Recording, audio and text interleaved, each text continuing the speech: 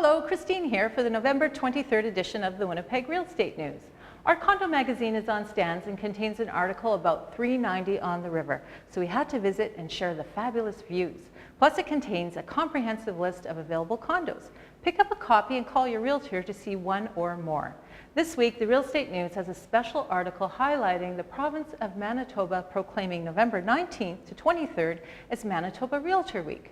Government's proclamation is a testament to the importance of the profession to the Manitoba economy and how realtors can help build communities. Our featured neighborhoods are in the northeast and southeast areas of rural Winnipeg, both which have great properties to choose from.